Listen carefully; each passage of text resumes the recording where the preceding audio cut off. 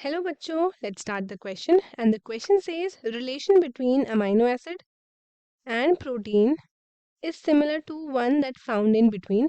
हमसे बोला है अमाइनो एसिड एंड प्रोटीन के बीच में एक रिलेशनशिप है, तो वो किसके सिमिलर है हमें ये ऑप्शन में देख के बताना है। तो सबसे पहला ऑप्शन क्या है बच्चों हमारे पास? सबसे पहला ऑप्शन है ग्लूकोज एंड फ्रक्टोज। ये कैसे आपका अमाइनो एसिड एंड प्रोटीन के रिलेशन के बीच से मिलता जुलता है। दूसरा हमारे पास है थाइमीन एंड यूरासिल, आपको ये भी सेम देखना है। तीसरा ऑप्शन है हमारे पास nucleosides and nucleic acid and last option है हमारे पास न्यूक्लियोटाइड्स एंड न्यूक्लिक एसिड। तो सबसे पहले हम शुरू करेंगे विद आवर की कंसेप्ट। की कंसेप्ट की कंसेप्ट क्या है इसमें? तो की कंसेप्ट है हमारे पास amino acid and proteins relationship. ये दोनों आपस में कैसे रिलेटेड है तो हमें ये देखना है। तो प्रोटीन क्या है हमारे पास बेसिकली? तो प्रोटीन हमारे पास एक most abundant and most important intracellular organic biomolecule है। ये हमारी बॉडी में बहुत इंपॉर्टेंट है प्रोटीन।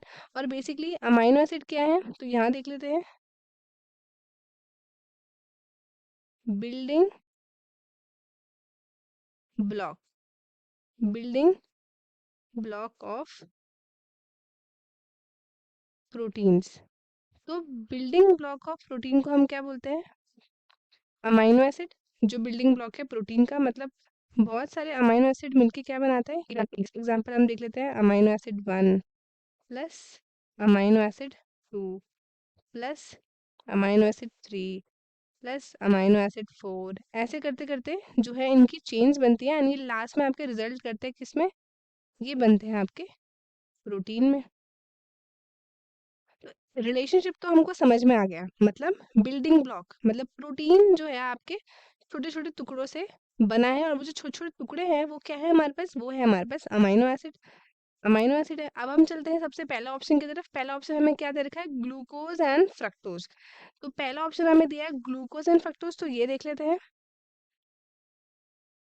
पहला है हमारे पास ग्लूकोज एंड फ्रक्टोज। तो ये जो ग्लूकोज एंड फ्रक्टोज है ये आपस में रिलेटेड है किसी भी उस सेंस में जो आपका बिल्डिंग ब्लॉक से रिलेटेड है। तो सबसे पहले तो ये दोनों आपके क्या हैं? ये दोनों हैं आपके मोनो शुगर्स। आप इनको मोनो शुगर्स बोल लो या आप इनको बोल लो मोनो सैकराइड। इनका मतलब आपका सेम ही है। तो ये इसका आपका ये आपके क्या होते हैं? ये आपके मोनो शुगर्स होते हैं। और ग्लूकोज का फॉर्मूला क्या है? तो इसका फॉर्मूला है C6H12O6।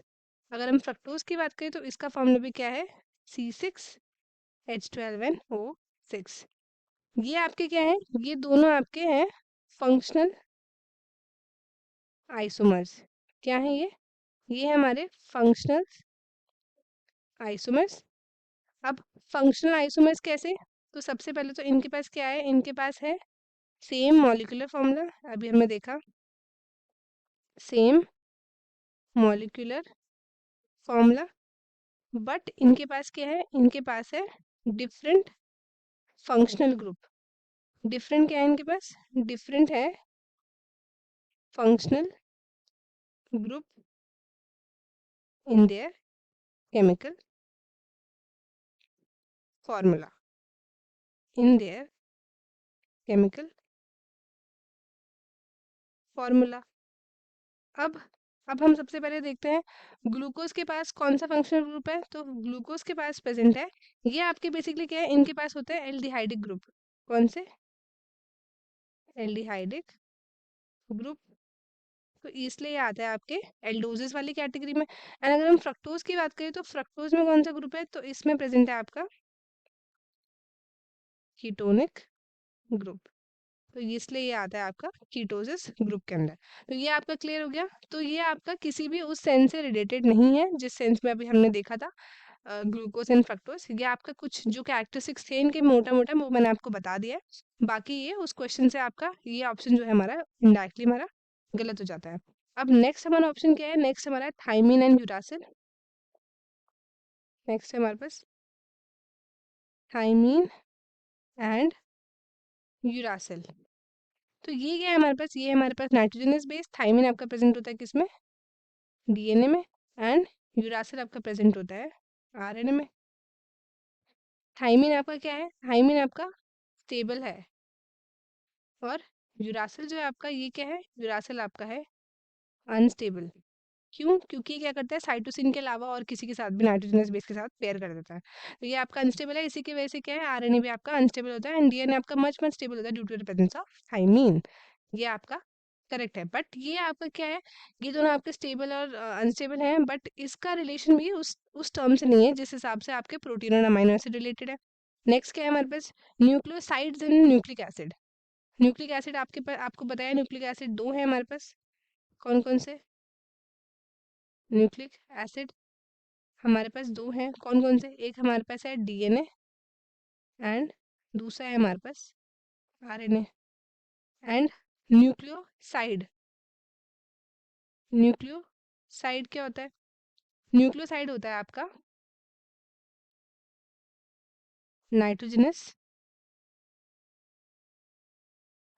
नाइट्रोजनस बेस, एंड इसके साथ जुड़ी होती है आपकी शुगर, जो कि क्या होती है आपकी pentose sugar. Pentose sugar ribose होती है in the case of RNA, and deoxy ribose होती है in the case of DNA.